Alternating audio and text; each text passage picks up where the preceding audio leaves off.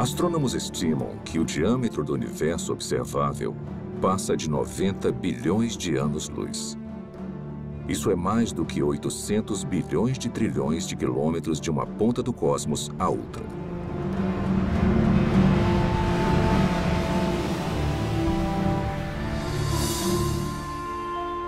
O universo contém pelo menos 170 bilhões de galáxias, com tantas estrelas e planetas que superam em número a quantidade de grãos de areia em todas as praias do mundo.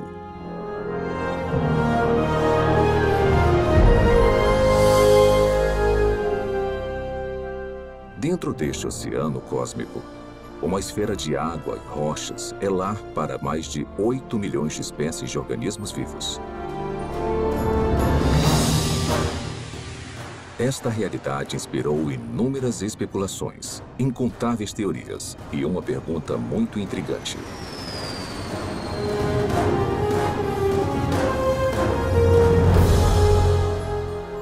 Quais são as chances de a vida ter surgido no terceiro planeta depois de um Sol orbitando em um braço espiral da galáxia Via Láctea? Foi simplesmente um golpe de sorte ou haveriam mais aspectos envolvidos além do acaso e das interações aleatórias entre matéria e energia?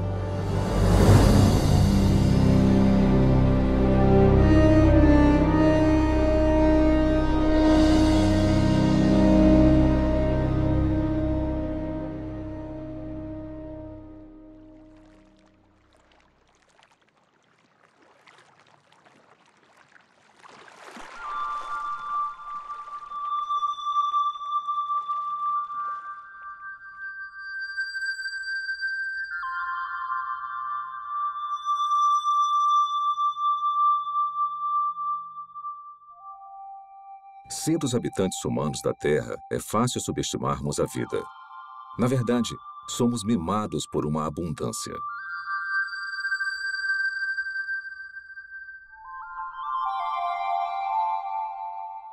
O nosso clima e a nossa geografia suportam uma biosfera que pode ser única no universo. E basicamente não há lugares muito quentes, muito frios ou muito isolados para os organismos vivos prosperarem.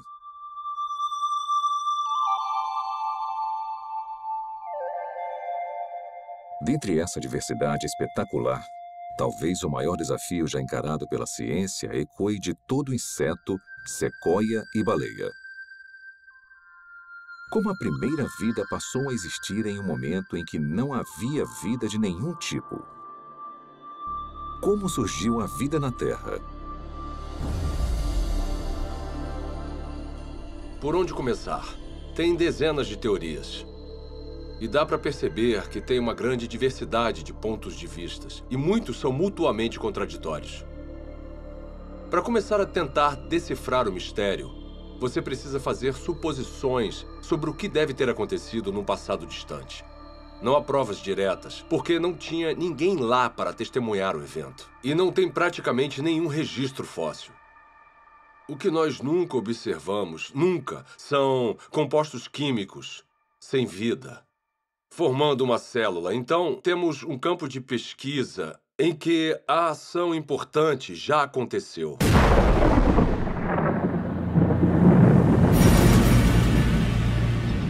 A história primordial da Terra é, de fato, uma narrativa incompleta. Mas apesar da ausência de provas físicas, a maioria dos cientistas acredita que a vida se originou quando a energia atingiu substâncias inorgânicas nos oceanos, crosta e atmosfera do planeta, para criar os componentes básicos para a primeira célula autorreplicante. Ao pensar na origem da vida, as regras, e não digo da própria ciência, mas da filosofia subjacente, as regras dizem que para resolver o problema, você pode usar matéria, energia, lei natural, irregularidades naturais e processos do acaso. Mas o seu kit de ferramentas acaba aí. O que você não pode usar, de acordo com as regras, as ditas regras da ciência, é mente ou inteligência. Se tivermos que dar um nome a essa posição, não tem um nome melhor do que materialismo científico. Uma filosofia que diz que a única explicação aceitável deve ser dada com base na matéria e na energia.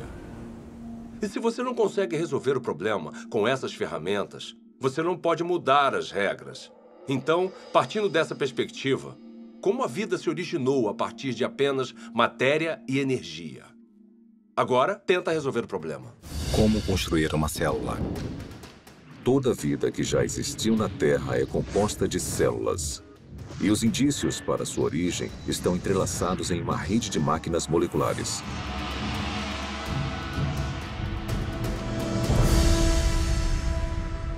Dentro de uma célula eucarótica moderna, mecanismos biológicos complexos fazem o seu trabalho enquanto estão suspensos em líquido. Não há vida nessas máquinas, mas juntas elas permitem crescimento, movimento, metabolismo e reprodução. As funções vitais da vida.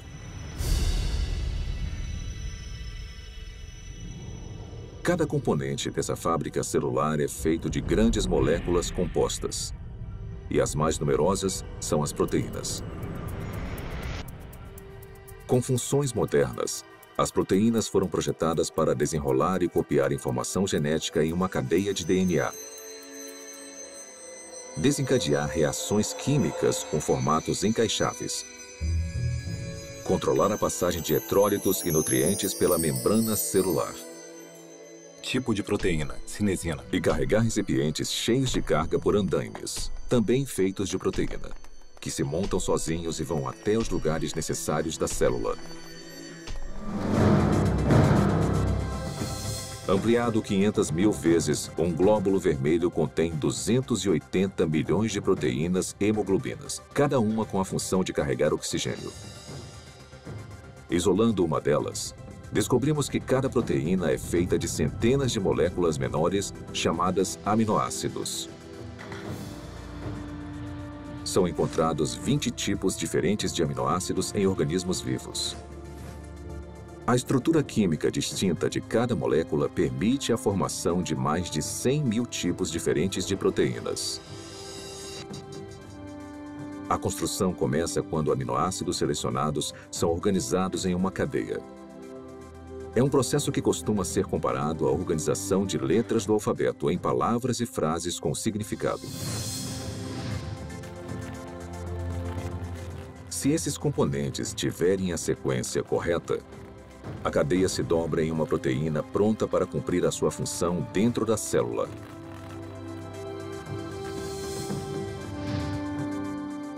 Mas se os aminoácidos forem arranjados na ordem errada, a cadeia não vai se dobrar e eventualmente será destruída. A célula viva mais simples contém pelo menos 300 tipos diferentes de proteínas e o mecanismo biológico necessário para crescer, se reproduzir, converter energia, guardar e processar informação genética e proteger os seus conteúdos do mundo externo.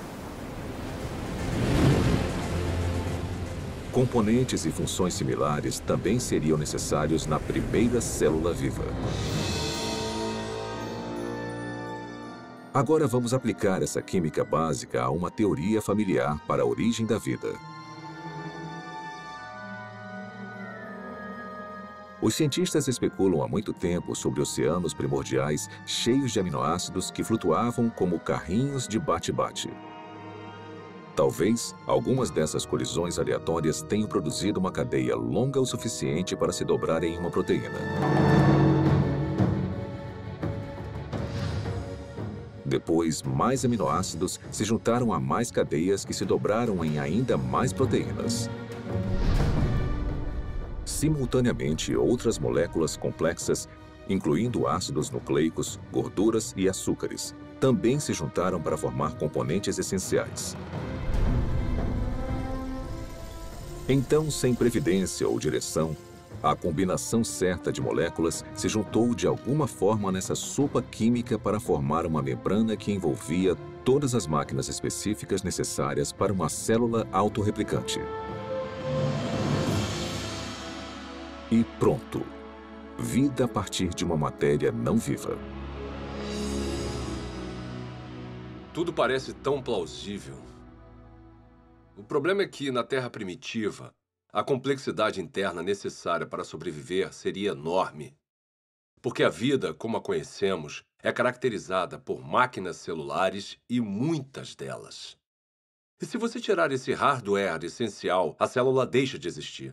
Porque chega um momento em que ela não consegue se simplificar mais e ainda existir. Uma simplificação maior seria a morte. Costumamos ouvir críticas como: você não pode projetar a biologia celular moderna no passado. Porque o que quer que tenha sido a primeira célula, ela era mais simples do que o que vemos hoje. Tudo bem, eu posso entender isso como uma premissa. Descreva então a primeira célula. Membrana celular. Para ser a célula viva, você precisa de uma barreira, uma membrana que a proteja do resto do ambiente. Essa membrana precisa permitir seletivamente a passagem de nutrientes específicos e matérias-primas necessários para combustível e energia. Você também vai guardar grandes quantidades de informação genética em cadeias de espiral de DNA. Essas instruções detalhadas para a vida são copiadas com uma precisão notável. Então, em fábricas chamadas ribossomos, essa informação é convertida em cadeias de aminoácidos e proteínas. Replicação celular. Por fim, você vai estar equipado com tudo o que precisa para reproduzir as gerações futuras de células. Essas funções básicas são realizadas por todos os seres vivos. São, de certa forma, características do que significa estar vivo. Então, seja uma célula do passado, ou uma célula bem simples, ou uma célula mais complicada de hoje em dia, não faz diferença, ela vai precisar realizar essas funções.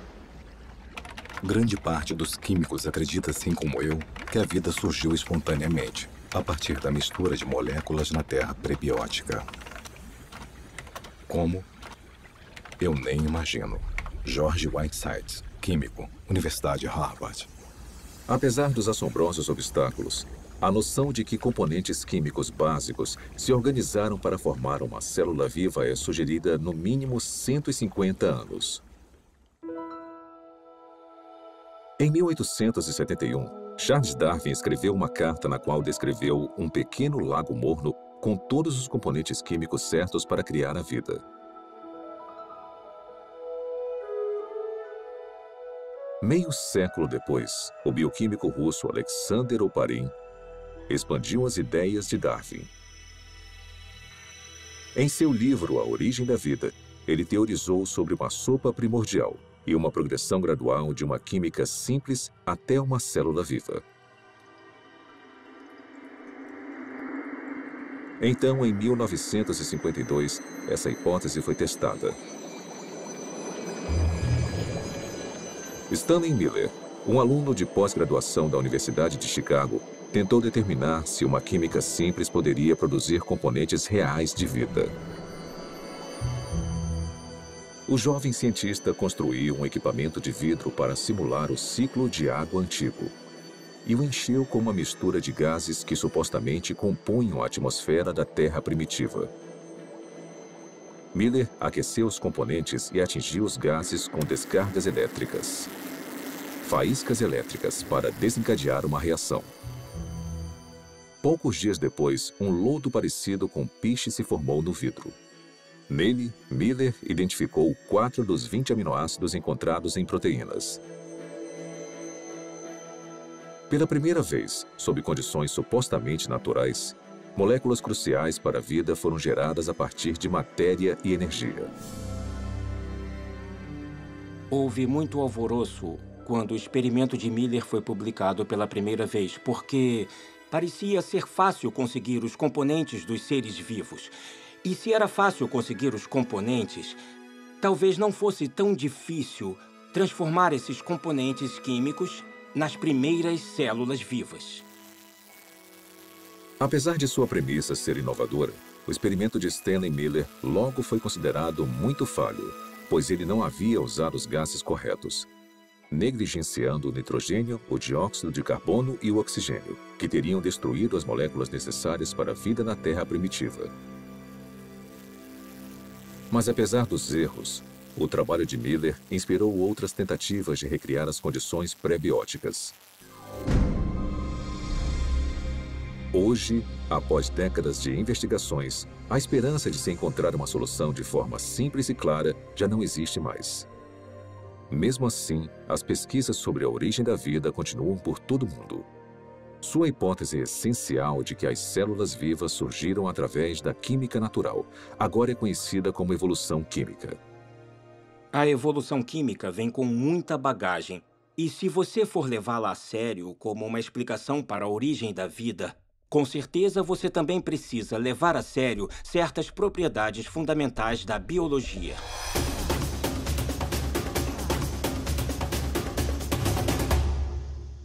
As moléculas envolvidas na vida não têm inteligência, não têm previdência. Elas não têm como saber o que precisam fazer depois para então conseguirem se transformar em química orgânica.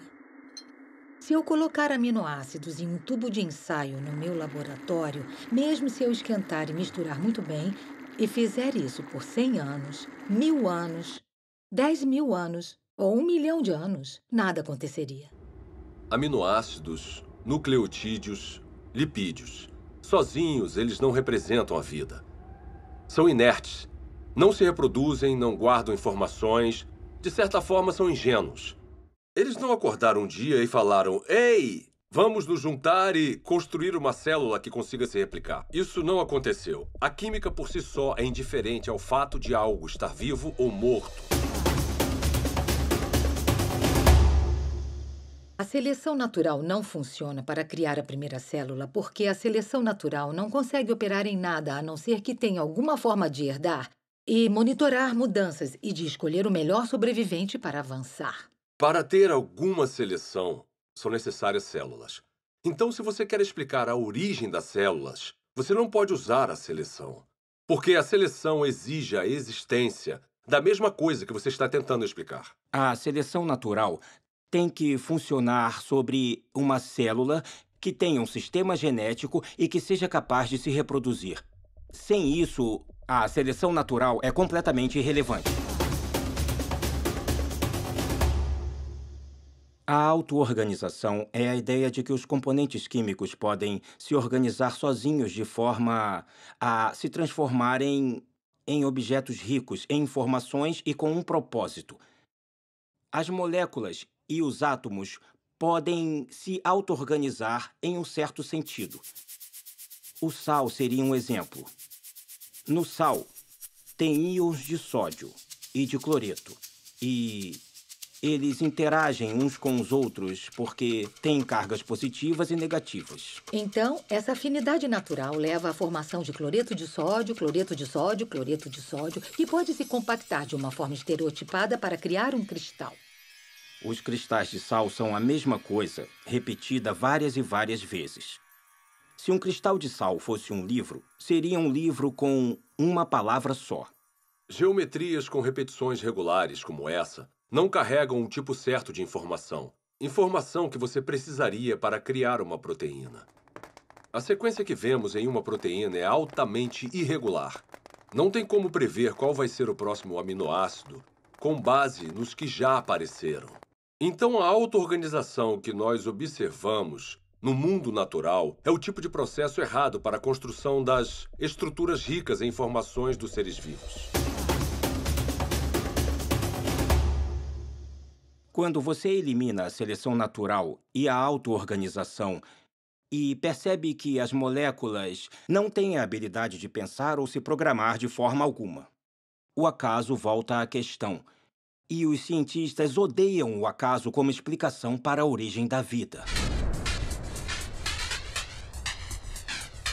Acaso? Por que o acaso é uma opção tão insatisfatória?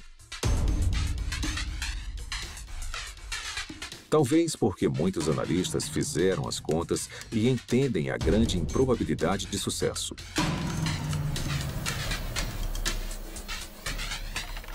O acaso é definido como o elemento desconhecido e imprevisível em qualquer evento que não tenha um motivo atribuível ou orientação de uma lei natural ou de um agente inteligente. Desde o século XVII, uma ferramenta foi utilizada constantemente para prever o resultado de tais eventos. Se chama probabilidade matemática. De forma bem simplificada, é assim que a teoria funciona. Quando você atira uma moeda e escolhe cara, a probabilidade de você acertar é de 50%, ou uma probabilidade de 1 sobre 2. Se atirar 2 moedas, a probabilidade de tirar cara 2 vezes simultâneas é de 1 sobre 4. 3 moedas e 3 caras em uma única tentativa? 1 sobre 8. Sempre que adicionamos mais uma moeda, a probabilidade de sucesso, nesse caso, tirar só cara na mesma jogada, é reduzida exponencialmente por um múltiplo de 2. Então, se 10 moedas forem atiradas, a probabilidade de tirar cara 10 vezes é de 1 sobre 2 elevado à 10ª potência ou menos de uma chance a cada 1000.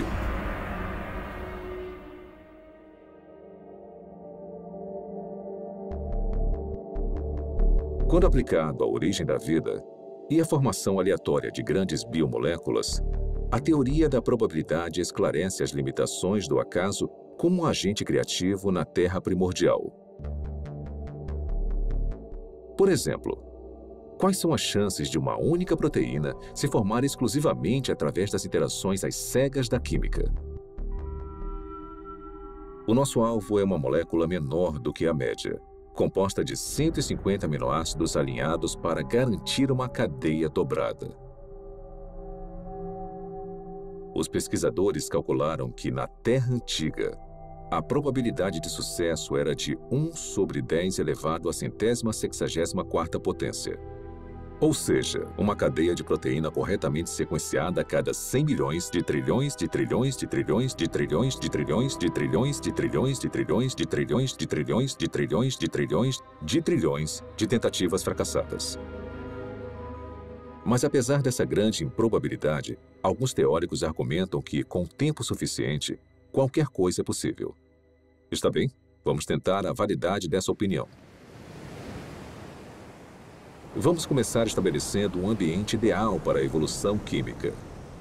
Um mundo imaginário que dará ao acaso toda a oportunidade de sucesso.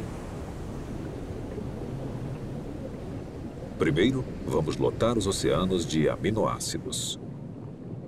Ou seja, todos os átomos na Terra, incluindo todo o suprimento de carbono, nitrogênio, oxigênio, hidrogênio e enxofre, estão disponíveis para formar 10 elevado à 41ª potência de conjuntos completos dos 20 tipos de aminoácidos usados na criação de proteínas. Depois vamos alterar as leis da natureza para proteger esses componentes dos raios de luz ultravioleta destruidores e da contaminação química na sopa primordial. Agora vamos deixar a química agir para ver o que acontece.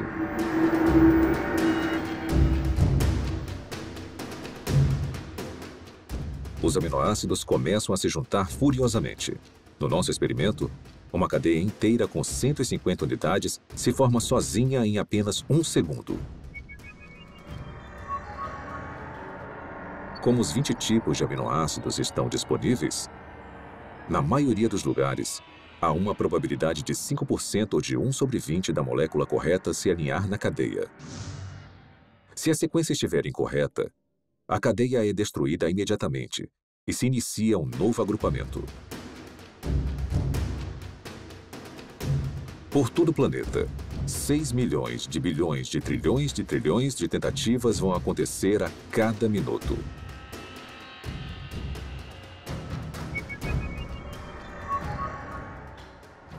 Ou seja, em 4,6 bilhões de anos, a idade mais antiga estimada da Terra, o número de cadeias que não se dobram vai passar de 10 elevado à 58ª potência. É uma quantidade espantosa, mas não chega nem perto de 10 elevado à 164ª potência. Aproximadamente as tentativas necessárias para se criar uma proteína de 150 aminoácidos por acaso. Então, se a química não direcionada não consegue criar a nossa cobiçada molécula durante toda a história da Terra, quanto tempo teria sido necessário? Para descobrir, vamos fazer um passeio. Vamos começar construindo uma ponte que percorra o diâmetro do universo observável. uma distância de mais de 90 bilhões de anos-luz. Depois, vamos colocar uma ameba em uma extremidade da ponte. Esse organismo unicelular vai viajar a velocidade espontaneamente de 30 centímetros por ano. Começar. Enquanto esperamos uma proteína se formar por acaso, a ameba se arrasta por mais de 5 bilhões de anos para cruzar todo o universo e depois voltar. Mas esta corrida está só começando. A ameba sai de novo. Consegue chegar à outra extremidade do cosmos e depois volta para casa. Mesmo assim, nenhuma proteína funcional está à vista. Para a próxima viagem, vamos incluir uma carga, um único átomo.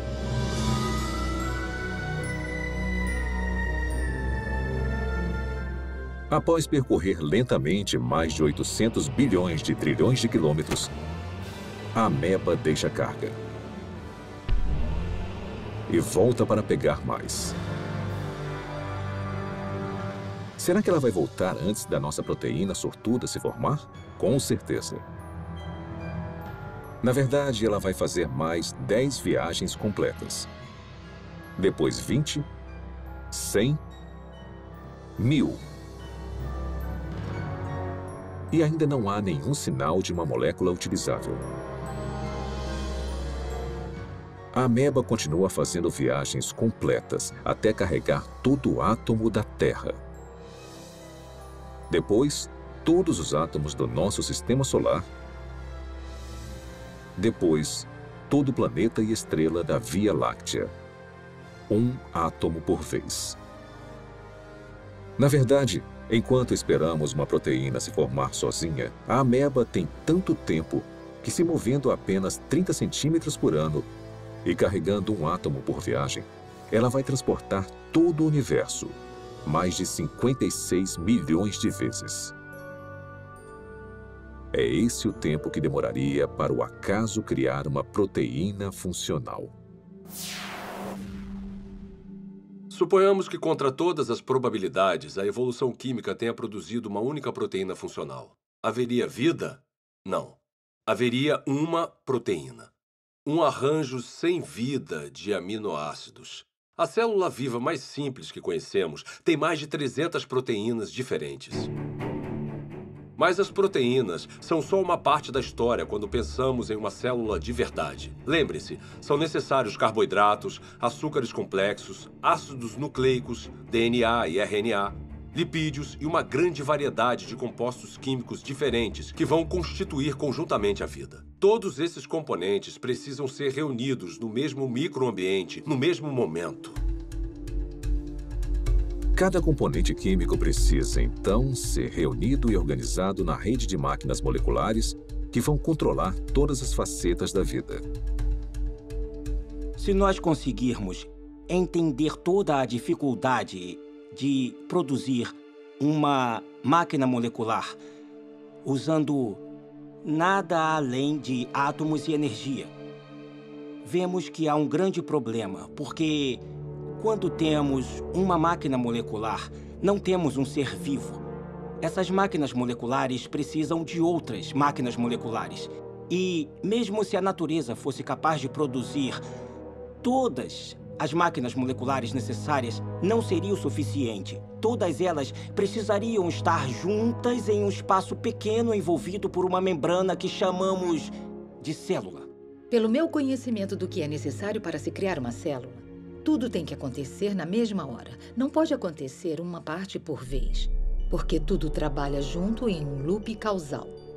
O mais alto nível de organização transcende as partes. A organização espacial na célula exige que as moléculas estejam no lugar certo na hora certa. O DNA é copiado para o RNA. A polimerase que faz a cópia precisa encontrar o lugar certo no DNA para começar a copiar. O RNA precisa se ligar de alguma forma aos ribossomos, que precisam estar em um lugar específico, e então as proteínas criadas precisam ir a um outro lugar específico. Isto é muita coisa para ser explicada pelo acaso. A probabilidade de eles estarem no mesmo espaço ao mesmo tempo se torna mais do que inimaginável. E a probabilidade deles estarem cercados por uma membrana, assim como uma célula, é basicamente impossível. Tirando o acaso da questão, a busca por uma explicação materialista viável seguiu em várias direções. As teorias incluem superfícies de argila com rachaduras, para onde as moléculas orgânicas poderiam ser atraídas e alinhadas em cadeias de ácidos nucleicos e aminoácidos. Fontes hidrotermais no fundo do mar, que expeliam componentes químicos de caldeirões subaquáticos aquecidos a centenas de graus. E oceanos primordiais cheios de RNA. Uma molécula versátil, capaz de armazenar e replicar informação genética, teoricamente sem a ajuda do DNA ou de proteínas.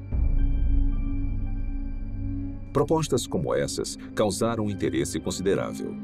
Mesmo assim, todas encaram o mesmo obstáculo que derrubou o acaso: a transformação de componentes sem vida nas biomoléculas complexas da vida.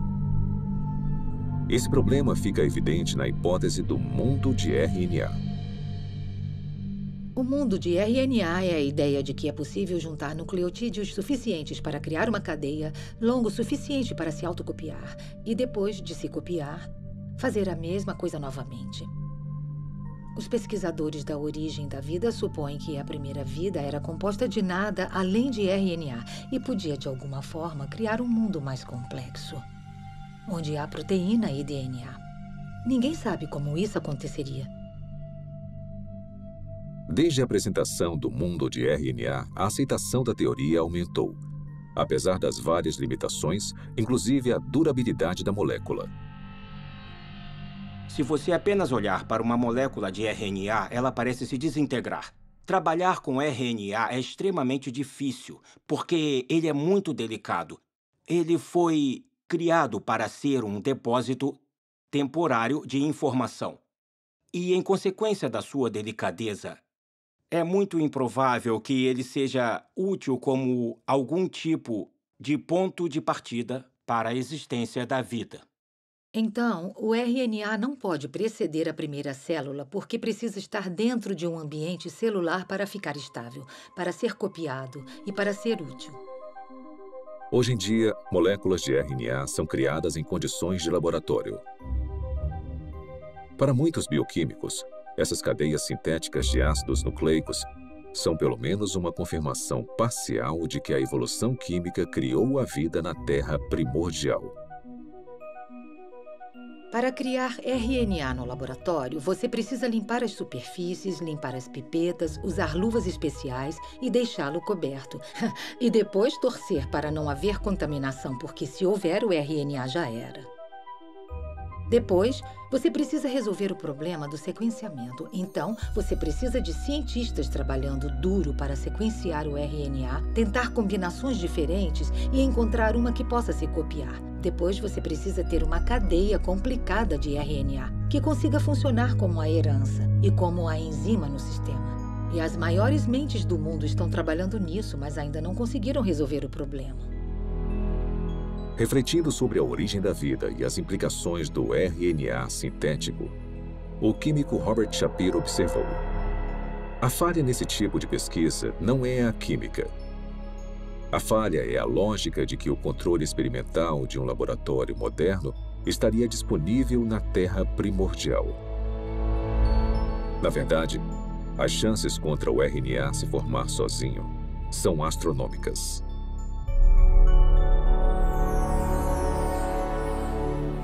Criar RNA em um laboratório exige muita inteligência e premeditação. e planejamento e execução cuidadosos. Então, conseguir a sequência certa. Sem consciência, sem intenção, não vai acontecer. A probabilidade da evolução química é ainda mais enfraquecida pela composição da sopa primordial. Se a sopa primordial tiver existido, ela teria sido um grande caos quimicamente. Há vários tipos de reações cruzadas opostas que teriam acontecido na Terra primordial e que interfeririam com a química que você deseja. Ou seja, moléculas que não são utilizadas pelos seres vivos e que são prejudiciais aos seres vivos. As condições na Terra primordial eram hostis à vida, eram hostis à formação dos tipos de ligações necessárias para criar moléculas biológicas. E foi aí que surgiu um grande problema. Porque a água quebra as ligações que prendem as proteínas. A água quebra as ligações que prendem os ácidos nucleicos, como o DNA. A água quebra as ligações que prendem polissacarídeos, como amido e celulose. Então, a origem da vida não pode ter acontecido na água.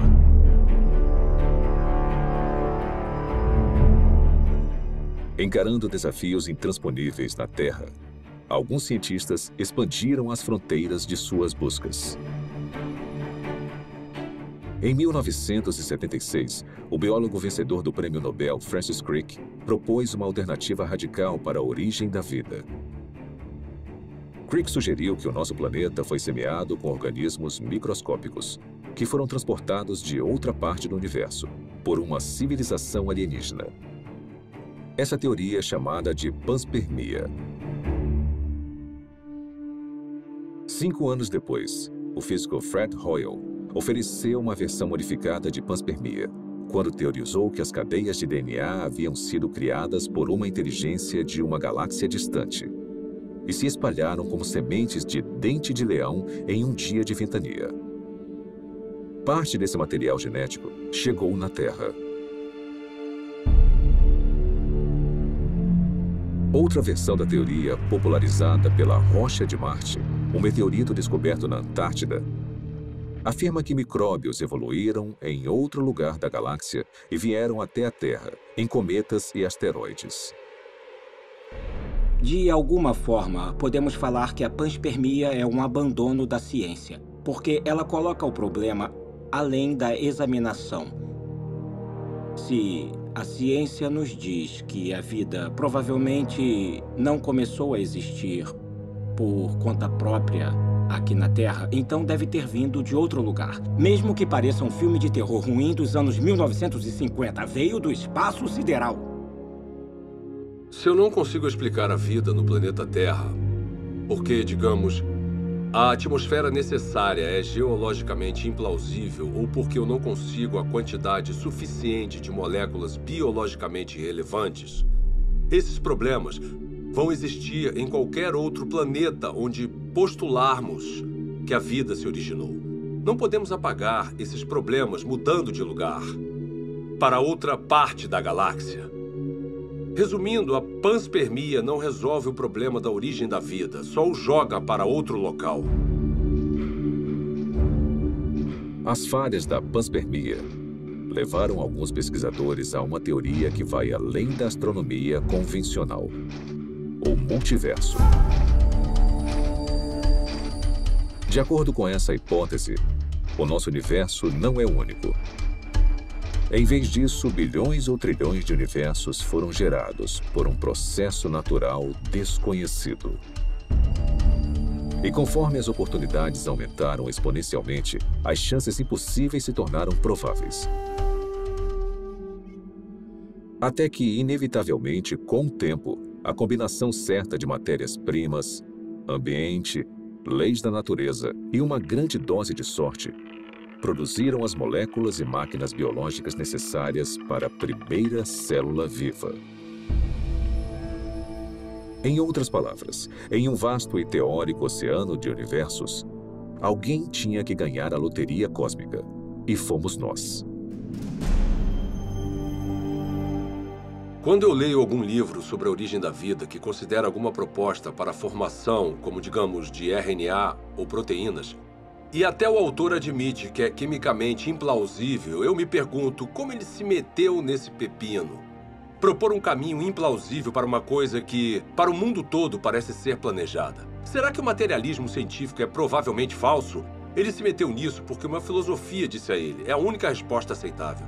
E nesse impasse, eu quero falar ao autor, olha, você sabe que é implausível, eu sei que é implausível. O motivo de ter chegado até aqui, parado na beira desse penhasco que cai na implausibilidade, é porque bem lá atrás, você decidiu que só uma explicação materialista faria sentido. Quantas explicações diferentes e fracassadas dentro da caixa materialista nós precisamos ter antes de decidir que talvez precisemos sair agora dessa caixa. Talvez precisemos de outro tipo de explicação. Quando analisamos as várias teorias científicas, teorias da física, teorias da química, teorias sobre a formação de estrelas, essas teorias são sobre o mundo lá fora. Mas quando falamos sobre a origem da vida, estamos falando de uma teoria que nos envolve. O lugar de onde viemos, nossas origens definitivas, nossas visões de mundo, nossas filosofias, nossa ciência, tudo está ligado. E isso separa a pergunta sobre a origem da vida de todas as outras perguntas na ciência. A ciência natural não está desconectada de tudo o que sabemos ou acreditamos sobre o mundo. Então, uma pergunta limitada e aparentemente técnica, como o RNA surgiu, pode acabar se ligando no tecido da realidade a uma pergunta muito diferente, como: será que Deus existe? Deus é possível? É possível que Deus seja real? Se a vida, com toda a sua riqueza, não surgiu através de um processo estritamente físico ou natural, precisamos ter indícios disso. E eu acho que a origem da vida é o ponto central em que muita coisa acaba mudando. Eu olho para a natureza como um ser humano curioso e me pergunto, na minha visão, quais são os indicadores normais de inteligência? Eu os vejo na vida? E a resposta é sim, em abundância. O que vemos nos sistemas biológicos é maravilhoso, é lindo, é elegante e quanto mais aprendemos sobre biologia, mais óbvio é o design. Quando eu comecei a me envolver com o design inteligente, tinha gente postando coisas na internet e falando: eu me formei no MIT e fui para a Universidade de Washington e pós-doutorado em Harvard. E elas falavam coisas como: ela era inteligente. O que aconteceu? Na verdade, o materialismo coloca vendas nos olhos da ciência e nós deixamos passar o que é mais significativo no mundo. Então, esse é um ótimo momento para ser uma cientista, porque nós temos a oportunidade de ver as coisas com novos olhos. A inteligência é extremamente útil como uma forma de explicar a origem da vida que realmente faça sentido com o que observamos na natureza. A natureza parece ter sido criada. A vida pode ter sido criada. O design, a inteligência explicam as coisas como toda a informação que vemos dentro de uma célula. Não tem nada de mágico nos seres vivos. Eu sou um cientista, eu não acredito em mágica. Eu acredito em mecanismos e causas que são suficientes para atingir o fenômeno que eu observo. A inteligência é suficiente. A inteligência é necessária. Portanto, a inteligência é a conclusão na qual eu chego.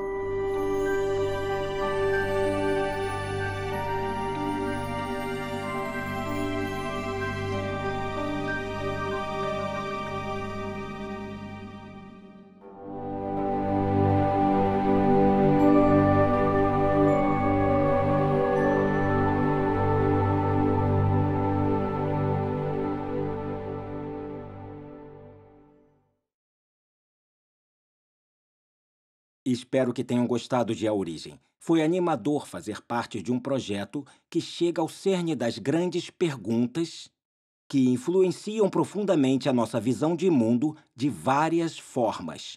Como a vida surgiu? Será que as interações entre matéria e energia produziram as primeiras células? Ou será que a vida só é explicável como sendo a criação especial de Deus?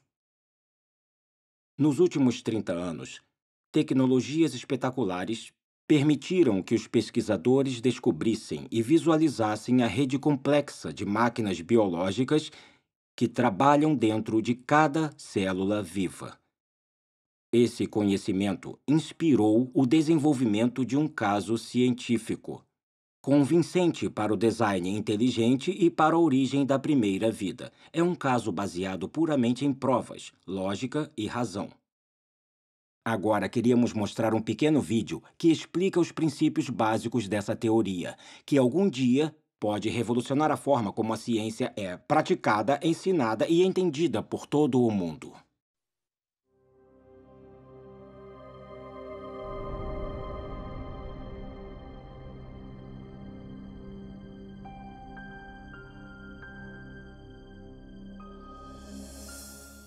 Quando eu vejo máquinas moleculares ou o processo incrivelmente complexo pelo qual as células se dividem, eu quero perguntar, é possível que essas coisas tivessem uma inteligência por trás, que tivesse um plano ou propósito para essa estrutura?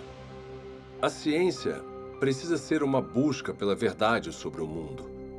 Não devíamos pré-julgar o que pode ser verdade. Não devíamos dizer, eu não gosto dessa explicação, então vou deixar de lado. Em vez disso, quando encontramos um mistério na natureza, precisamos pensar em toda a causa possível que possa explicar esse mistério.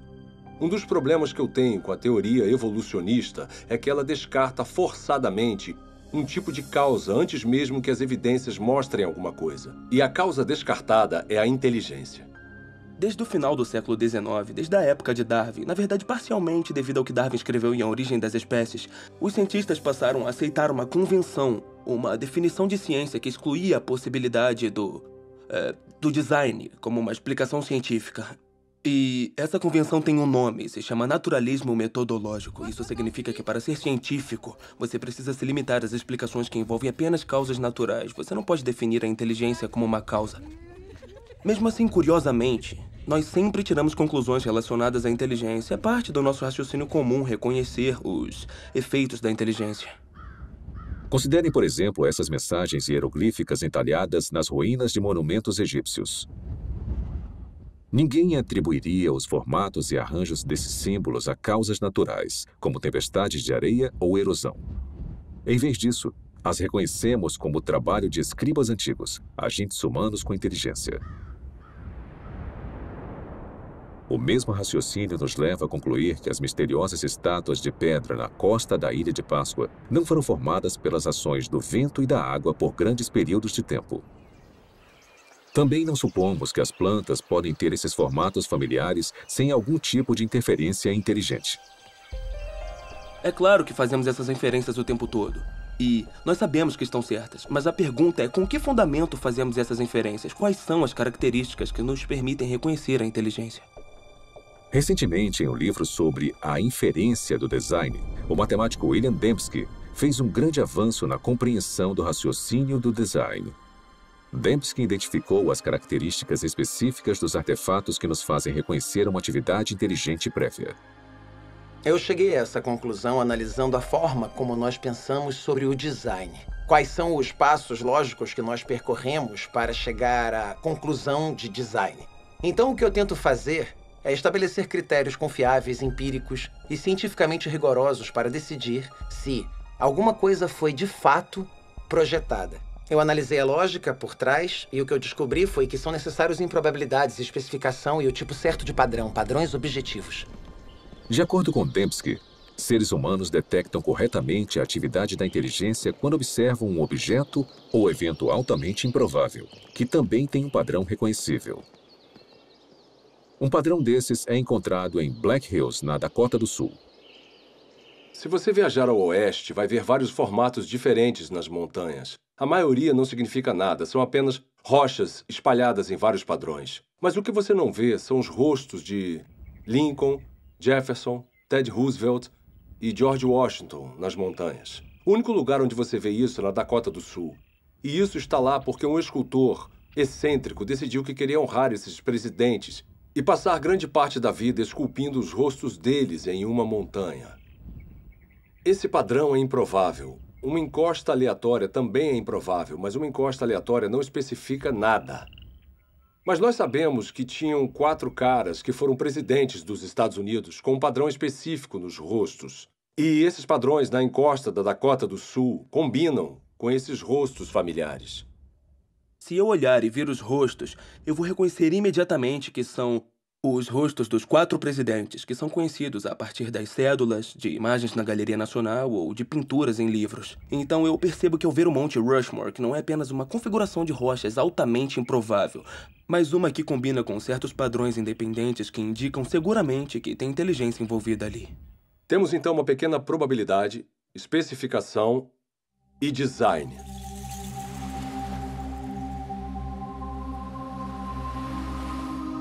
Em uma praia, outro padrão improvável gravado na areia ilustra como nós detectamos o design. Ninguém inferiria que essa mensagem foi escrita pelo movimento das ondas. Em vez disso, devido às características desse padrão, nós identificamos as palavras como produtos da inteligência. Esse arranjo improvável também está de acordo com um certo padrão independente. Ou seja, o formato das letras que nós reconhecemos do alfabeto latino e as palavras que nós conhecemos do nosso vocabulário. Então, a improbabilidade do arranjo, mais o fato dele estar de acordo com um certo padrão independente, é o que nos faz saber que é um design. Essa ilustração sugere que os critérios de William Dembski para a identificação do design, baixa probabilidade e especificação são essencialmente equivalentes à informação. O tipo de informação presente não apenas em imagens, textos escritos e sequências numéricas, mas também presente em softwares e em sinais de rádio. A habilidade de detectar informação em transmissões eletromagnéticas tornou possível uma busca única por inteligência. Há mais de 3 décadas, astrônomos envolvidos no SETI, um projeto de busca por inteligência extraterrestre, monitoram sinais de rádio do espaço sideral na tentativa de encontrar padrões ricos em informações. Tipicamente, radiotelescópios recebem ruídos aleatórios ou sinais repetitivos simples produzidos naturalmente por estrelas, galáxias e outros objetos celestes. Mas os astrônomos reconhecem que, se identificarem um sinal contendo informações, ele confirmaria a existência da vida inteligente fora da Terra. Alguns especulam que uma civilização extraterrestre possa ter tentado se comunicar transmitindo mensagens na linguagem universal da matemática. Talvez usando um padrão reconhecível, como uma série de números primos. Isso não acontece por acaso. São necessários complexidade ou improbabilidade, vários números primos e também ter um padrão. E tem que ser o tipo de padrão certo, não um padrão que você está impondo. É um padrão que existe objetivamente. Até hoje, a pesquisa do SETI falhou em detectar qualquer padrão ou informação que indicaria que há inteligência em uma galáxia distante. Mas em outro universo, mais próximo de nós, cientistas descobriram uma gama de informações dentro do núcleo da célula viva. O DNA tem uma estrutura ideal para carregar informação. Nos A's, C's, T's e G's, as bases da dupla hélice do DNA, há o potencial para armazenar uma grande quantidade de informação. Na verdade, não há nenhuma entidade no universo conhecido que armazene e processe mais informação de forma mais eficiente do que a molécula de DNA. Um conjunto completo do DNA humano tem 3 bilhões de caracteres individuais. Análises das regiões codificadoras da molécula de DNA mostram que seus caracteres químicos têm um arranjo específico que lhes permite transmitir instruções ou informações detalhadas, como letras em uma frase com significado ou dígitos binários em um código de computador. Bill Gates disse que o DNA é como um programa de computador, mas muito mais complexo do que os que nós conseguimos criar. Se você pensar sobre isso, mesmo que por um minuto, é uma observação altamente sugestiva, porque nós sabemos que o Bill Gates não usa vento, erosão ou um gerador de números aleatórios para criar um software. Na verdade, ele usa engenheiros inteligentes, engenheiros de software. Então, tudo que sabemos com base na nossa experiência sugere que os sistemas ricos em informação são criados a partir do design. Mas o que pensar sobre o fato de que há informação na vida? Em toda célula viva de todo organismo vivo. Esse é o mistério fundamental de onde vem essa informação? Nos últimos 15 anos, o filósofo e cientista Stephen Meyer trabalhou para responder a essa pergunta. Meyer criou um argumento para desmontar que o design inteligente é a melhor explicação para a origem da informação necessária para criar a primeira célula viva. A informação que a molécula de DNA usa. Faz parte da nossa base de conhecimento o fato de agentes inteligentes poderem criar sistemas ricos em informações. Então, o argumento não se baseia no que não sabemos, mas sim no que nós sabemos sobre a estrutura de causa e efeito do mundo. Sabemos que, até agora, não há uma explicação naturalista. Nem uma causa natural que produza informação, nem seleção natural, nem processos de auto-organização e nem o puro acaso. Mas nós sabemos de uma causa que é capaz de produzir informação, que é a inteligência. Então, quando as pessoas inferem o design a partir da presença de informação no DNA, estão fazendo na prática o que se chama nas ciências históricas de uma inferência à melhor explicação. Quando encontramos um sistema rico em informações na célula, na molécula de DNA especificamente, podemos inferir que a inteligência teve um papel na origem desse sistema, mesmo não estando lá para observar o surgimento do mesmo. Há 150 anos, Charles Darwin transformou a ciência com a sua teoria sobre a seleção natural. Hoje, essa teoria encara um desafio formidável. O design inteligente provocou uma descoberta e um debate intenso sobre a origem da vida na Terra. E para um número cada vez maior de cientistas, ele representa um paradigma. Uma ideia com o poder de, mais uma vez, redefinir os fundamentos do pensamento científico. Durante o século XIX, os cientistas acreditavam que haviam duas entidades fundamentais, matéria e energia. Mas conforme entramos no século XXI, tem uma terceira entidade fundamental que a ciência precisou reconhecer, que é a informação.